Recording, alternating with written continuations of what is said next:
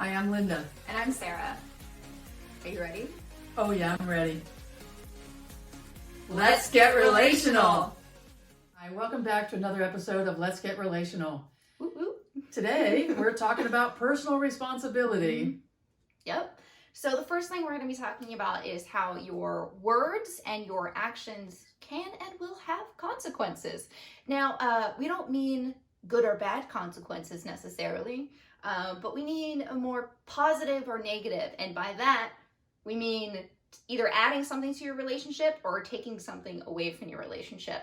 And so when, because every relationship is like a healthy relationship is a give and take.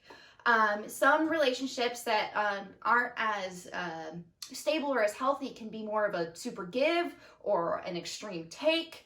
And that's when you like that's in the territory of a little unhealthy there, because then you have codependency and you're getting all your needs met in a certain way, which isn't necessarily healthy.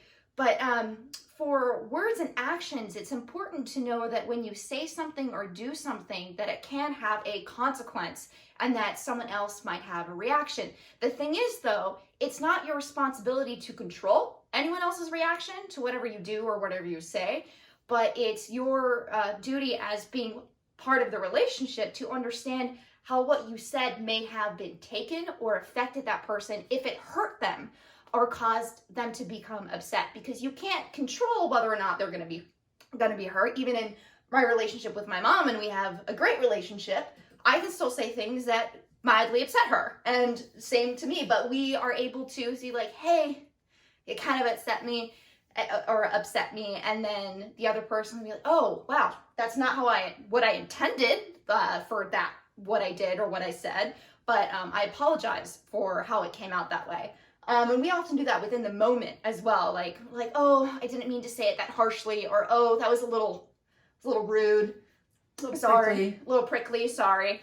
And it's because we're able to catch that, but that's because we worked on it for so long. But if you're just starting to be really aware of how you're saying things, you may not realize that you could have hurt something, or how hurt someone in the way that you said something or the way you acted or did something. And it may take them coming to you or being upset or having a reaction for you to realize like, oh, I might have hurt them with how I said that. And that's okay, but it's your responsibility to realize that, oh, how I said something or did something hurt them, and take responsibility for that, but not responsibility for any reaction that they have to it. Because often when someone gets hurt, they're going to have a reaction, and it could be immediately that it's anger, and so they could come at you, or it could be the hurt feelings, because they're kind of like the same, the opposite sides of the same coin when it comes to that, where if you have hurt feelings, you're often angry underneath that. And if you're angry, you have hurt feelings. So like take a look at where you're at on that scale. And there's like a couple of other ones you might shut down. That's another one. So if they shut down, that's generally a sign that like, oh, I must have hurt them in some way. You're kind of on a roll here. I am. I'm sorry. But it's just important to be aware of your actions and your words can affect people, and it's only your responsibility to take notice of that and apologize when it's been upsetting to them. But it's not your responsibility to control any reaction. So you don't need to go around thinking about everything that you say before you say it like neurotically. That's not very fun and not going to be easy to do. It's taking responsibility for what you do say. And I like to think of it as having an emotional bank account with the person you're in relationship with. And just as a reminder, this is not just about parent-child or romantic partner or anything. This is all of your relationships. Mm-hmm. So that when you're putting more into the emotional bank account that has a positive of what you're giving to the relationship, it's much easier when there's something that's like a little zinger or a little owie for people to take that and go, oh, I have so much good in this relationship and the way this person communicates with me. So is there something going on with me that I'm feeling prickly and kind of reacting in this way? Or is that person having a bad day and they said it in a way that they normally wouldn't say something to me, and so I'm feeling sensitive to that, and being able to just have the conversation about it. And often if I feel prickly about something, I don't bring it up with somebody else because I know it has nothing to do with either of us particularly, unless it's something that happens over and over and over again. I have one friend that must have been 100 times she made the same suggestion to me. And each time I would say, no, it's not really something I want to do. Until finally I said, and I could have done this much earlier, but it took me a little while because I was just kind of curious about it until I finally said, do you know you've like suggested this maybe 100 times and I've told you every time it's not something I want to do? And they said, oh, I didn't realize I had done that. She said, and they said, I used to be way more controlling than this. And I was like, oh, that's good perspective, because that's not how I had known them in our relationship. And she was a sort of person who in her past had always told people what to do and always given suggestions, whether they were asked for or not. And so it was a really interesting place in our relationship for me to finally say, why do you keep suggesting the same thing that I've told you over and over again? I don't really want to do. And it's funny how people want to fix things in our relationships, whether we ask for them or not. Yeah. In my version of personal responsibility, I'm responsible for creating my life. And I'm happy to ask for your help. I'm happy to ask for feedback. I have no trouble with any of that. But I don't like to do that with people who feel really invested in me following their advice. And that's one of the things I think we both learned is how to give each other suggestions or feedback when it's asked for, and not to feel married to the person doing anything with it. Yeah, like there's not an expectation that what we suggest is like going to be followed to the nth degree kind of thing. It's Or just at like, all. Or at all. Like that's the thing. There's no expectation for that. It's just like, hey, you might want to consider doing that. And sure, it's just at least that you know that the other person will think about it, and then that's it. That's all you can really do. And again, it's not married to the outcome of whatever they do. Yeah, not married to the outcome, but also not unsolicited. You know, hey, can I give you some feedback on that? Would you like some feedback? You know, rather than just word vomit all over them. I think it's important to say, oh, it's interesting that you've been dealing with that same problem for 3 months. Do you want feedback or you just want support? You know, my friends know they'll get support from me in the initial aftermath of something that's challenging for them. And after that, my support changes a little bit. My support changes to, okay, you've been talking about that for 3 months. Do we want to talk about solutions to it? Or do you feel stuck in this? Or what's going on? And I do it in a super loving, compassionate way. Yeah. And to people who I'm in relationship with in that way, my friends and my family, they know where I'm coming from with this. And it's not to have my advice taken. It's just not there. I know that my words and my actions have consequences. This is what we're talking about. Yeah. And so I take responsibility for how I suggest things or how I speak up. Yeah, because that's the important thing. You can only take responsibility for how you do things. You can't control everyone's reaction. That's just... You can try. It's just not going to work. It's not very fun to live that way. No. Which kind of leads into like attached meaning, right? Where when something is said maybe to you and the reason why a lot of people have reactions in the first place is because they're attaching a meaning to something that is being said or done. And so with that, then they could be misinterpreting the entire situation. And their reaction is based on whatever meaning they've attached to it. So you can only take responsibility in that regard for what you said. And that's where the apology comes in. It's like, oh, I wasn't intending for it to sound this way, even if that's how they heard it, but that's what they attached to it. But it's just taking responsibility for, oh, it came off this way. I didn't mean for it to be that way. I apologize for how it came off. But still, it's understanding that you can attach meaning to what people say and what people do that may not even be close to their intention. But it's also when you're attaching meaning, understanding that that's what you're doing. And we're meaning-making machines. We have to make meaning. That's what humans do. You know, so we have to make meaning from whatever's happening. But what transformed my life was realizing I got to choose what meaning I made up. Exactly. And that's the part that was the best thing. I did a group with a bunch of elementary school kids where we taught this concept. It was so fabulous. They got it like this. Adults have a little bit harder time. So bear with us if you're like, no, that means that. Well, no, it means whatever you make it mean. Yeah. If something challenging has happened in your life, you can make it terrible, Or you can say, wow, that's awesome. I remember I was in this coaching group Mm-hmm. and I was just reeling from all of the personal change and all of the growth I was doing and all of that. And then all the challenges that were continuing to come. And my mentor said, you should be grateful for all of those challenges. I'm like, really? And he said, yeah. He said, on the other side of that is who you want to be as a person. Mm-hmm. And, I couldn't do that for a long time. I'm much better at it now. But in that moment, I was exhausted from all the change going on inside of me, emotionally, spiritually, mentally, and the changes in my relationships. And he was like, every time there's a challenge, you should be, yes, I've got a challenge. What I want is on the other side of that challenge. I was like, okay. So I got it cognitively, but I just didn't get it in my body for a long time after that. Mm-hmm. But what's interesting was the kids got it.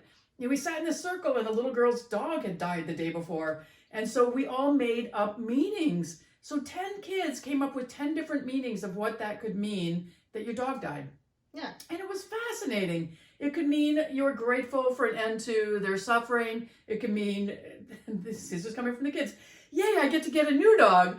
Or I was tired of taking care of that dog. Or I love that dog and I'm sad to see her go, but she's in a better place now. Whatever it was, with each of those kids were coming from very different socioeconomic and spiritual backgrounds, but they all had this ability to be able to see that they could choose the meaning they wanted to attribute to whatever was happening in their life. Mm-hmm. And so that's like a key thing of knowing, being aware when you're attaching a meaning and when you're attaching a meaning that doesn't serve you. Because that's the biggest thing. We have reactions to meanings when we attach something that's like what would be considered bad maybe or negative, something that is triggering to us. But instead you can also flip that same meaning around to something that's much more and like joyful and where it doesn't drag you down or trigger you. It's just you have your own reality, right? We all share this plane of existence, but you experience it differently than everyone else. So why not make your experience fucking awesome? Like, you don't have to make everything be terrible. You don't have to see everything as being an obstacle or a hurdle or something that you're gonna have to tackle and it's gonna be really difficult. You can attach a meaning that's like, oh wait, no, that's fine. Like I see what they mean here. You can take something that you just get to interpret it how you want to interpret it, and the interpretation doesn't have to be what you might consider bad. Well, and sometimes we attach meanings based on things that are childhood issues for us. And I always say to people, whatever is your problem usually came between birth and age 7. And so you can either go back to psychoanalysis and figure out what happened between birth and age 7, or you can look at releasing the things that are triggers for you. Mm-hmm. And so the triggering thing is super important in looking at this, because just because you have a internal reaction to it doesn't mean you have to attach a meaning to it. Mm-hmm. And so the trigger thing comes in here because this is my my favorite little example is when I used to teach a middle school class for parents of middle schoolers about not attaching meaning to things. Because I said, if your kid's yelling at you, they're mad at you or whatever, what if they said, Mom, your hair is green? You'd be like, my hair's not green. I don't attach any meaning to that. I don't feel bad about that. It doesn't trigger me in any way. But if they said something like, you are so mean, well, I might attach meaning to that if I worry sometimes if I'm too strict and if I'm too verbally challenging, loud or whatever. And I go, oh, and how I experience that in my body is like a little heart flutter. And I was like, oh, that triggered me somewhere. So is it that I think there's some meaning to that that I've attributed to them saying I'm mean? Or what if I took out, you are so mean with your hair is so green? And I'm like, okay, I can release that now because I'm not triggered by it. Mm-hmm. And what's real in this? Is it just their reaction?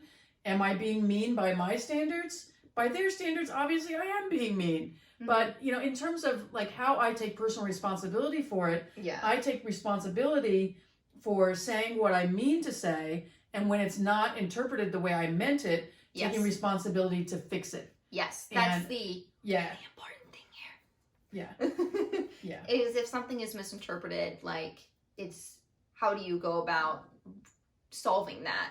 and making sure that the other person understands what you really meant, so that you can find a resolution to move forward in the relationship. So, like, that's the important thing. Yeah. I think that for both of us in our relationship, we've really worked at looking at what the triggers are when something is said by the other person. We've done a really good job at looking at how do we say things in a way for the other person to hear them. There are still certain things that are hard for either of us to hear. And, And it's not just like from just each other. It's like something that's still triggering, like all around if anyone says it, but it's still something that we're working on. Yeah. So, if you've got that trigger, like somebody says to you, you're too loud, and you have a trigger. That's me. Sarah definitely has that trigger. There's no way for me to say that to her without her having a reaction. So I can't claim responsibility for that. I don't know how to change that in the moment. And it's one of the things we've worked on, because sometimes it happens like we're in a small car and I want to say, I really need you to be a little quieter, because it's so loud, it's bouncing off the walls of this car. And I have a very loud voice anyway, it carries, so. Yeah, and in a big space, it's not a big deal, but in a small space for me, it feels like it's assaulting my senses. And it's one of those things we continue to work on, because we haven't found a way for me to say that that doesn't make her feel like, I have to be quiet now. Yeah, and what's really interesting is that sometimes I'll have a very minimal reaction to it too, where I'll be like, all right, fine, what the fuck ever. Like, I'll just I'll be quieter. Other times I'm like, oh my God, no, I must never speak again. Like, it's very strange but that's something I'm personally still working on, and that's my responsibility to work on that. It's not her responsibility to try and find a different way to say it. It's for me to be like, oh, that was a trigger. It's still a trigger, but being like, okay, that's something I still need to work on. So how do I continue to work on it? And because I love her and value our relationship, I do work on it. I do work on sometimes not saying anything. Like, okay, how do I go to my Zen place and not have it bother me? Or, really pondering, what's another way I could say that that would get the point across and that might make her not feel so contracted? Or do we do a desensitization exercise? And I do it like we're going on a road trip next week. Do I do it the entire road trip? Sarah, you're being too loud. Sarah, you're being too loud. Oh, God. Oh, God. I'm not going to do it. I'm just saying. Are there other ways? What are the options? Are there other ways we could work on it? Because it is, the sort of thing where the more you hear it, the more you're like, it just rolls off of you. Because it's not anything that's bad about you. Yeah, I think it's gotten better recently, I want to say, for that. I haven't said anything? No, that's not it. But just my more awareness and realizing, why does this matter? I just have to be a little more quiet. Like, that's it. Yeah. She's a very passionate, very emotional person. And I am too, but I'm way more reserved than her. And I learned that from the household I grew up in, where you had to kind of fly under the radar to make sure you weren't going to get hit. And I'm sorry I say that with a smile on my face, but it's been years since anybody hit me. So I don't feel as sensitive to it as I used to. But when you have those fears often from your childhood, but also sometimes from other relationships you have in your older years and your adult years, there are things that make you withdraw and take everything personally. And so the thing about not attaching meaning is don't take anything personally. Yeah. And it's like, whether they say you're the most fabulous person I've ever met in my life, or you're the most horrible person I've ever met in my life, just don't take it personally. It has nothing to do with you. No. It's something coming from them that they're putting on you. Yeah. Just projecting. Yeah. So. Well, are you good with that? Yeah. So what I want to move on to is that mistakes are okay. Oh, yeah. And we both make mistakes with each other. We make mistakes about the way we say something, or we have an expectation that's not met by the other person, but we probably didn't express it. And, like looking at those kinds of things that are the unsaid things that you're avoiding. And so allow yourself to make mistakes, but be conscious that you're not just being, insensitive to the other person. Like if I know she's sensitive about being told that she's too loud, then I want to be sensitive to it. I don't want to be that person, that parent, that whatever. It's like, Sarah, stop being so loud. Like, what does that do for her? And what's it do for me? It gives me a chance to react versus responding to what is happening for me in that moment. But the thing is, like, we're so often taught that making a mistake is just not okay. It's like, it's really bad, you shouldn't do it because it makes you a failure or something, and that's just not true. The whole point of making a mistake is being able to learn from it. Like, mistakes are a point of learning. So if you do something wrong, how do you change it? What do you learn from it? And it could be something as you put a dish in the dishwasher incorrectly and it broke somehow. And that's just something like, how did I put it in there? Oh, it must have hit something. You can logically figure out what went wrong there and be able to think, oh, I'm not going to do that again. You learned from that. You made a mistake. That's okay. You just have to learn from that. The difference is when you're making mistakes and you continue to make the same mistake over and over and over again, that's when, why do you keep making that same mistake over again? What do you keep expecting from that mistake? Do you keep expecting a different outcome? Exactly. Like, what's going on there? So mistakes are okay when you're able to look at them and be aware of, how can I change it? Like, what did I learn and what can I do differently moving forward so this doesn't happen again? Because that's important in relationships. When you do hurt someone, or when you are aware that something is a trigger and you accidentally trigger that someone, how can you be aware of, okay, I did this, so I accidentally caused a trigger for them, and how can I be more sensitive and more aware of that moving forward so that doesn't happen again or as often, or very often. So how can you do that moving forward? That's the important thing within a relationship, is that you're learning. No one is perfect. You're going to make mistakes. That's part of being human. You can't read someone else's mind. So you're not going to say everything the way you need to say it 100% of the time. So how do you learn from saying something that isn't received in such a way, or do something that isn't received in a way that you intended?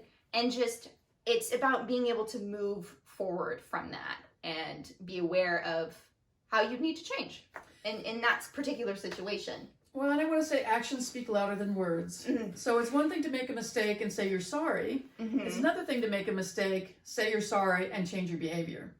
So I think this is a really important thing that you were starting to go around the edges of. But this might be one of the most important things we talk about in our entire series, and that is that your actions are what are important. And so your words are one thing, but words are cheap. You know, I can say all I want, I'm sorry, but if I do the same thing to her over and over and over again, or in any of my other relationships, and was I sorry? Yeah, no. And what does that say to the person that you're constantly making mistake with or about? That you do not care? Like, do you not care that it's hurtful? Do you not care that it upsets them? Like, then they're going to start wondering what it means to be be in a relationship of any kind with you. And so it's this give and take of realizing, oh, I've hurt someone, how do I learn from that? Versus like, oh, they told me that I made a mistake and I'm just going to say sorry, but continue to do the same thing over and over and over again. Yeah, those are not the people I want to be in a relationship with. Nope, I'm good. And, of any sort, you know, and so whether there's people I work with, or people who work for me, or clients, it doesn't matter who it is. You know, you want to have that responsibility, the sense of both of you bring that personal responsibility to the table. And it doesn't work if it's only one way. If I was in a relationship where I took all the personal responsibility for fixing the relationship. It was a really challenging relationship in a lot of ways. And I just thought if I changed, then the whole relationship would change.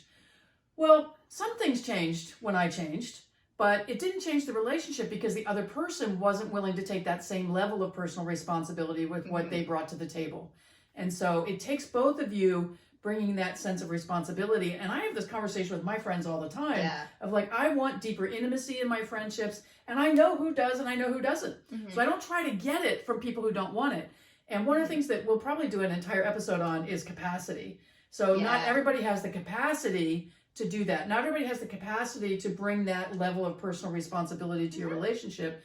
And so you have to really look at, what am I expecting from this person, and can I get it from that person? There are those of us with parents, children, spouses that have no capacity to be who we would desire them to be in relationship, and have no interest in changing. Yeah. And that's where we have to really look at, is it somebody I still want in my relationship, or am I kind of bound for now in this relationship because I'm a teenager and I have to live with my parents. I have no place else to go. And that happens to people, and especially we're recording these episodes during the COVID quarantine. There are people having to live together now that haven't had to live together for a while, and it is traumatizing on one end or the other. And it really has a lot to do with whether or not they're each taking personal responsibility to create the kind of living environment and the relationship they want. This can be a fantastic opportunity. I found, because I only have a very small quarantine pod, I found my relationships really deepening with those people. And every once in a while, I'm like really hungry for my other friendships, but because I'm in my very small quarantine pod, I have not chosen to have those relationships or to see my extended family. You know, my family of origin, who lives on the other side of the country, I am really missing them. And I'm also feeling very responsible to make sure that I'm not spreading a virus, and that I'm being responsible with who I allow into my circle, so that we're all feeling protected. But we digress. We've been talking about mistakes. We've been talking about personal responsibility. There is the next topic that I think is super important. There isn't a rescue. Nobody's coming. No. You gotta be your own knight in shining armor. Yeah. Yeah. I'll tell you, I was raised my whole life to support myself. I put myself through college and graduate school, and my parents just didn't have the ability to do that. Either knowing how to do it, or how to financially help me out with that. And fortunately for me, I had people in the church where I grew up who just saw that as a reality for me. They saw college. Of course I was going to go to college. And they helped me look at colleges. They helped me look at what the right match for me would be. And they supported me in a way that was really helpful for me. And I think everybody needs to have that knight in shining armor that believes in them, but they're not here to rescue you. So for me, like, these people didn't do my college applications. They didn't, jump through all those hoops for me. They just held the vision for me, and that made a huge difference. But if I've been waiting around for someone to rescue me and do everything for you, like, what are you really going to learn, and what are you really going to get out of that if you're just expecting someone to fix everything and do everything for you? Because when someone is able to hold you up to a level, like holding that vision for you and being able to project that for you and tell you, hey, this is what I see for you in the future, and I can help you get there. Help you.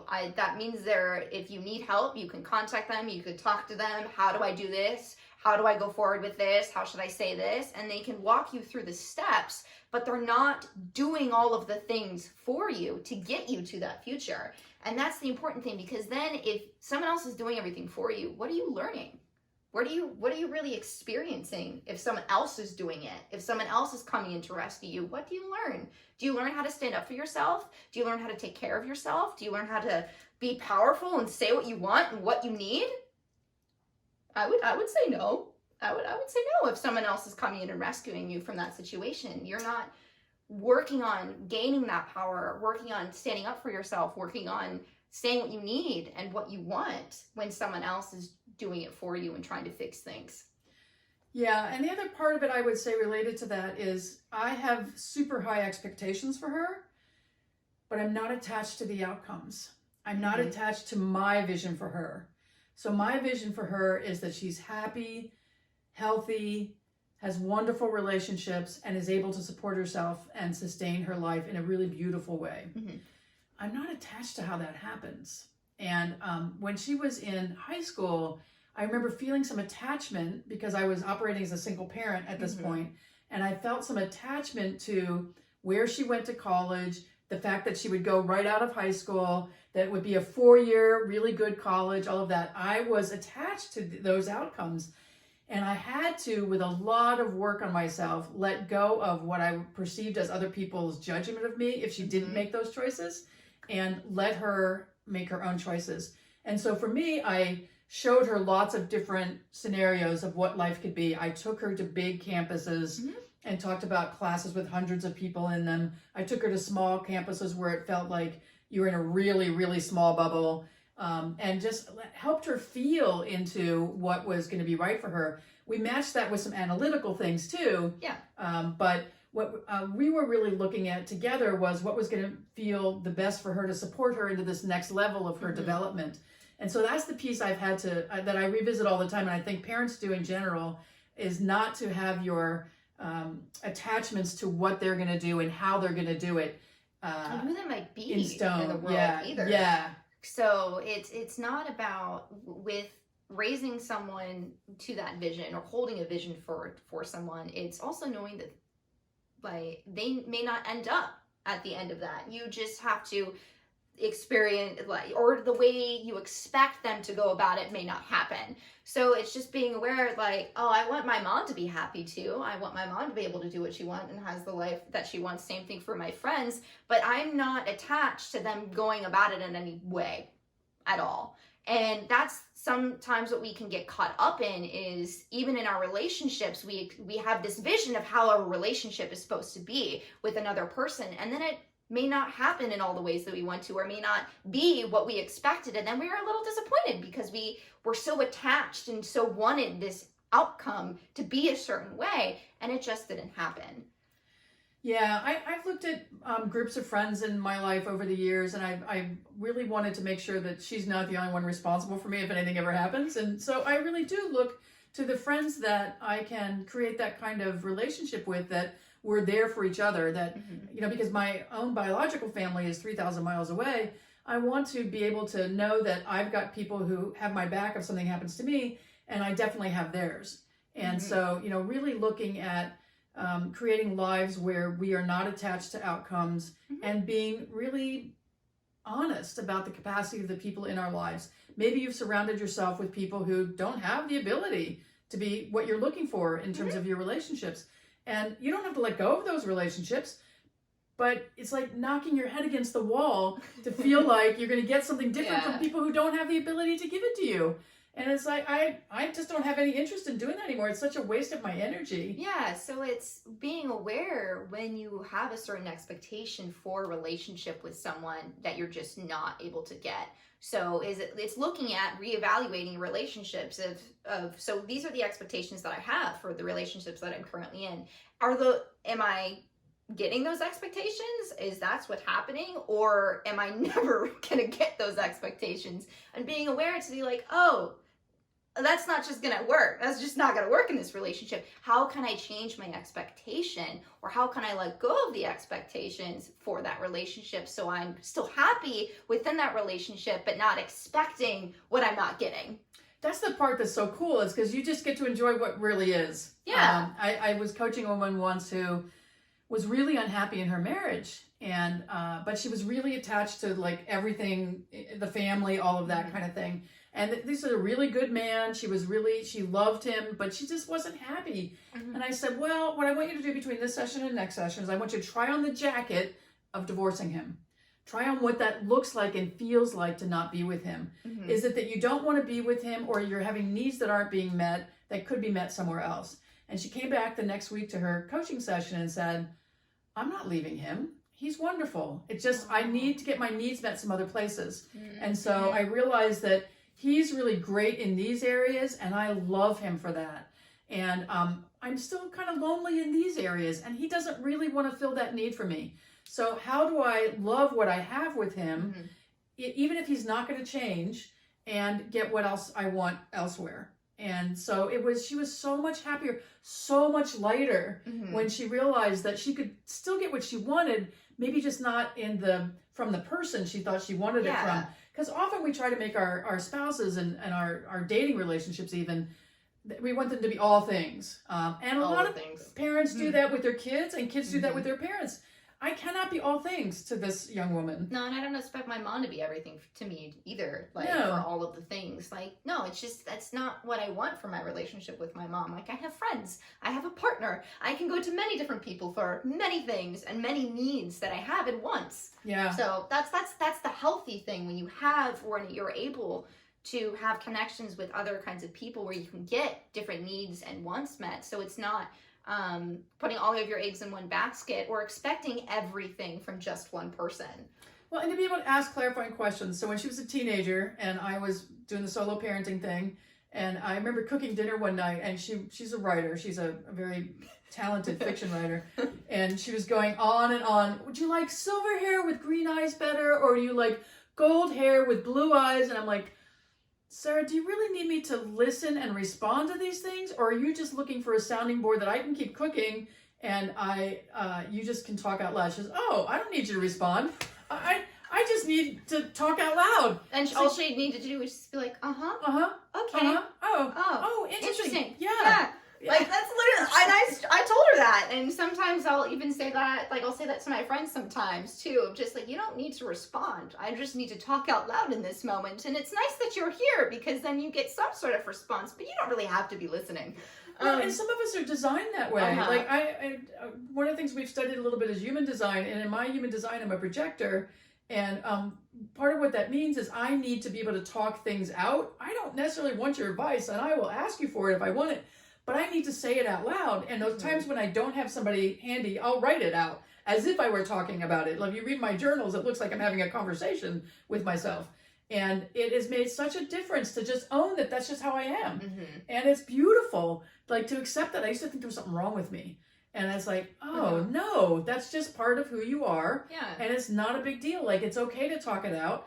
And for me, what's really important is to be selective about who you talk things out with. If you have somebody that hates your partner, don't talk about your relationship issues with that person, because they are not going to be supportive. No. If you have someone who has a great deal of disdain for the way you parent your child, and they think you should be doing it some other way, don't ask that person for advice. And don't try to talk things out with that person. Really look at the quality of your relationships and what people are bringing to you, and choose your personal responsibility in these instances to decide who is the right person to have that conversation with. And I will say that a lot of my friendships have grown because I've said, I really want to have more opportunity to talk about things. And some of these things you guys don't understand because you're not entrepreneurs, you don't own your own business. But if I could just talk it out and just have you nod and maybe ask a clarifying question, that would be great. I said, what I'm not looking for is someone who's going to tell me what to do.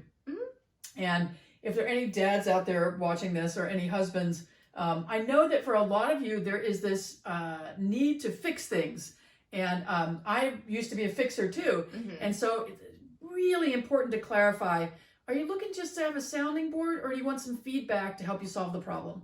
And it's one of the ways some of us have grown up. And a lot of women particularly tell me that their dads always tried to fix things for them and take care of it and tell them what to do. And really all they wanted was to be able to talk it out with their dad. And so, finding a way to have those conversations with the people who are important in your life, of saying what you want, because you're not looking to get rescued, remember. You're looking for the opportunity to take personal responsibility to create your life. And that means sometimes having conversations where you tell people what it is you really want and need. Yeah. Definitely. So the final thing we wanted to talk about kind of sums everything up in a lot of ways, is that personal responsibility in a healthy relationship is a two-way street. You both have to be responsible for what you do and what you say and how it can affect that other person. And that also means when there's a lack of communication and when there's miscommunication too. Because that, in a lot of ways, fights and arguments that occur in relationships stem from miscommunication and a lack of communication. So when there's not good communication and there's no communication and there's just all of these expectations of what's supposed to be and what's supposed to happen and stuff like that, and when it doesn't happen, then you get really upset with each other. And then it turns into a fight because you're not talking about it and you're not being responsible for, oh, I didn't talk to them about this, so they wouldn't have known that this is what I wanted or what I needed or what I expected them to do. but they did the same thing. So no one's a mind reader, like you can know someone really, really well, but still not know everything that's going to go on in their head and how they're going to do certain things. So you have to communicate. That's why communication was our first episode. And if you haven't watched that, you should go do that. But communication is really important because especially within personal responsibility for handling miscommunication and a lack of communication. So what if you didn't say what you meant, or you didn't say what you wanted at all? That didn't happen. So you have to take responsibility for if they didn't do what you wanted, did you tell them? If you didn't, that's on you for not explaining what it is that you wanted, or not explaining it in a way that they understood. Because that's the other thing. If you're miscommunicating, did you say it in a way that they understood? Did you check in that they understood? Did you ask a clarifying question? Or did you just expected them to know what you said after you said something and didn't check in again? Well, I was walking with a friend yesterday, and she was saying that she had asked somebody to do something and assumed that it would be done in a certain way, not checking out if she was clear in her communication. And it was so interesting to me how often we do this, and it continues through our whole lives, if we aren't checking in with ourselves in that sense of personal responsibility. Have I asked for something clearly? And am I honoring what that person's availability is and their capacity for growth and for understanding? Have I said it in a way that they understand? And have I asked for feedback to make sure, like if I ask her to do something, then I have to make sure that I'm not kind of short in my description of what it is I expect. And once people work with me, and Sarah works with me in a couple of businesses, once people work with me, I pretty much turn them loose pretty quickly. And so I can be at fault for not being super clear about what I wanted, the outcome. And so when I'm looking at things now, I try to get really super clear about what I'd like to see the result be. What will it look like when this is completed? So we were just working on a project today, and it's like, okay, I don't really care how we get here, that you've got the autonomy for that. Here's what I want at the end. I want this result. I want to be able to see this at the end. I don't care how we get there. And if I were in a different kind of relationship with her, if she were like an employee or something, I might say, I want this to be this way, but I don't expect it to take more than 3 hours. If it's taking you more than 3 hours of your time, then let's check in and see if there's a better way to do it. And when she first started working with me, we did things like that. It's like, well, tell me how you're spending your time, because if this is taking too much time for you, we have to look at whether there's a better way for me to teach you about it, or whether my expectations are off, because sometimes my expectations could be off. And so our sense of personal responsibility in terms of a two-way street is, I say what I think is clear, and she responds with trying to feed that back to me or challenging me sometimes. No, that doesn't make any sense. Okay, well, here's what I want. So I try again. Here's what I would like to have happen. Well, we can't do that. Well, how do we get to a yes, we can? So, one of the other episodes we talk about compromises, which we're not big fans of. We want to go to a win-win situation. I want to be heard about what I want and need, and she wants to be heard about what's possible or what she knows how to do. And so then I can say, oh, well, do we need to bring somebody else in who will show us how to do it? Because I know this is possible because I saw somebody else do it. So how do I get that same effect for what we're trying to do? Yeah. And so that can be applied for your interpersonal relationships. Also be applied to your work relationships, but it's taking responsibility for how you're communicating and realizing when you may have not been very clear, or checking in to make sure that you were clear as you're learning to be more clear. So it's just taking responsibility for how you're saying things, for how you're doing things, and just double checking in on like, okay, how is this interpreted? Just to make sure. And then the more you understand how you're saying things, how it's being interpreted by that person, then you can work on how you say things directly with that person, so there's less need to worry about checking in on them. So recapping, under personal responsibility, it's really important to understand that everything you say and do has consequences. It adds to or detracts from the relationship. Yes. And be aware when you're attaching a meaning to something that is done or said that doesn't serve you, Like, when are you attaching a meaning that doesn't serve you? And when are you attaching a meaning that does serve you? And why? Exactly. Mistakes are okay. And in fact, if you're not making some mistakes, you're being probably too timid and too reserved in your relationship. Mm-hmm. I have a tendency to try to fly under the radar, and I'm conflict avoidant often, but I've been really working on being okay with making mistakes and like screwing up. And it's okay. Yeah. And there is no rescue. You must be your own knight in shining armor. Mm-hmm. Exactly. And everything about personal responsibility is a two-way street. And you want to make sure that you're taking responsibility for any lack of communication or miscommunication. And you want to ask the person you're in relationship with to do the same thing. And the heat of the moment of an argument is not the time to do that. But to be able to just have a conversation about, hey, let's talk about how we're communicating. I would really like to work on some things about how we are each saying things. I want to say things in a way that don't make you feel triggered, and I want you to feel like you can receive it. Mm-hmm. And I'm not quite sure how to do that. Anyway, so join us next time for our next episode on boundaries. Indeed. Yes. And until then, we love you and we send you much love.